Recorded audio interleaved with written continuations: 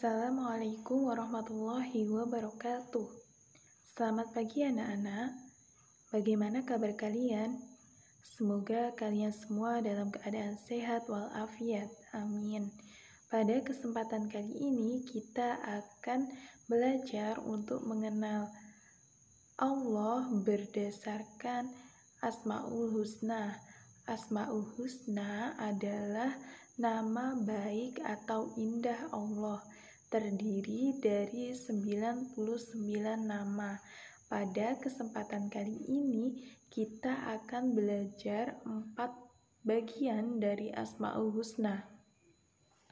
Yang pertama yaitu Al-Mumit, yang berarti Maha Mematikan, bahwa Allah adalah Maha untuk mengambil nyawa setiap makhluk yang hidup.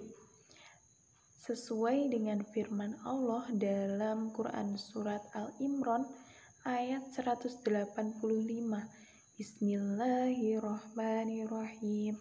Kullun nafsun dha'iqatul maut. Artinya, setiap makhluk yang bernyawa pasti akan mati. Nah, ibrah yang bisa kita ambil dari situ adalah bahwa ketika ada keluarga atau teman kita yang suatu saat akan meninggal, maka kita harus mengikhlaskannya.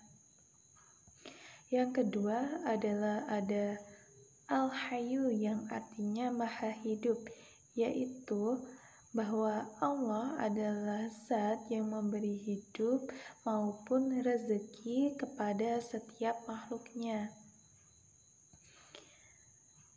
Cara meneladani Al-Hayyu adalah dengan cara kita menjaga kesehatan serta perilaku kita dalam bersikap.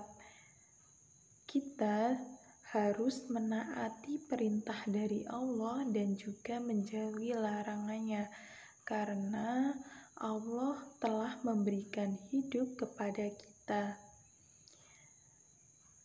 Kita pun dapat menolong sesama manusia yang sangat membutuhkan. Contohnya ketika ada orang miskin yang tidak bisa makan, maka kita bisa membantu dengan cara bersedekah.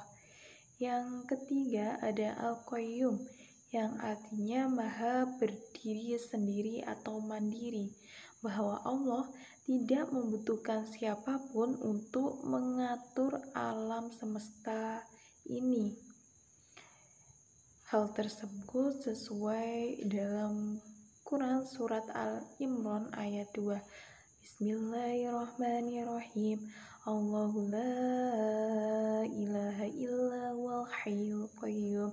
Artinya, Allah tidak ada Tuhan melainkan Allah yang hidup kekal dan mampu terus-menerus mengurus makhluknya. Kita pun dapat meneladani sifat Al-Qayyum dengan cara tidak sering merepotkan orang lain. Bisa dengan merapikan tempat tidur, menyiapkan peralatan sekolah sendiri, dan mengerjakan tugas sekolah secara mandiri. Yang keempat ada Al-Ahad, yang artinya Maha Esa. Artinya tidak ada Tuhan selain Allah di dunia ini. Jadi sudah sepatutnya kita menyembah Allah. Maha Esa sendiri terdapat dalam Quran Surat Al-Ikhlas ayat pertama. Bismillahirrahmanirrahim. Qul huwallahu ahad. Artinya, katakanlah Muhammad bahwa Allah adalah Maha Esa. Kita tidak boleh menyekutukan Allah, karena Allah sendiri Maha Esa, artinya satu. Di bab selanjutnya atau poin B, kita akan mengenal kitab-kitab Allah, yaitu dengan cara beriman terhadap kitab Allah.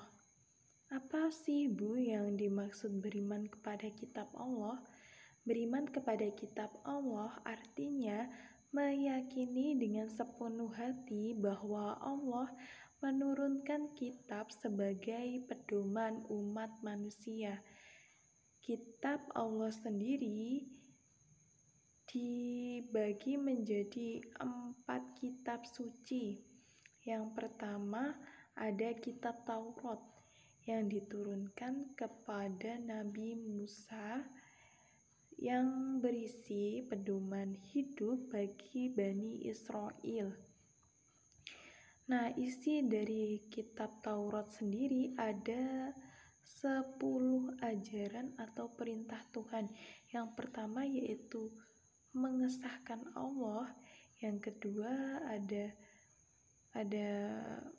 pelarangan untuk menyembah berhala. Yang ketiga larangan untuk menyebut nama Allah secara sia-sia. Yang ketiga menghormati ayah ibu.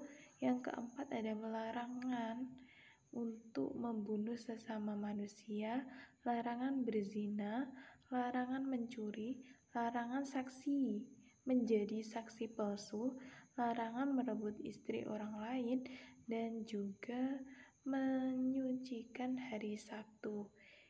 Selanjutnya ada kitab Zabur yang diturunkan kepada Nabi Daud alaihi salam, juga sebagai pedoman bagi bangsa Israel. Kitab Zabur sendiri berisi tentang ajaran hanya menyembah Allah Subhanahu wa Ta'ala. Yang kedua yaitu berisi tentang nasihat-nasihat perbuatan baik. Yang ketiga berisi tentang doa dan zikir. Yang keempat ada hukum dan hikmah. Selanjutnya ada kitab Injil yang diturunkan kepada Nabi Isa alaihi salam. Kitab ini berisi tentang tuntutan untuk kembali kepada agama tauhid Allah Subhanahu wa Ta'ala. Yang terakhir adalah kitab Al-Quran yang diturunkan kepada Nabi Muhammad SAW. Nama kitab Al-Quran sendiri ada beberapa macam, antara lain Al-Furqan yang artinya pembeda, Asy-Syifa yang artinya obat, Az-Zikir yang artinya peringatan, dan juga Al-Huda yang artinya petunjuk. Nah, untuk pembelajaran kali ini cukup sekian. Apabila ada pertanyaan, silakan ditanyakan lewat WA group.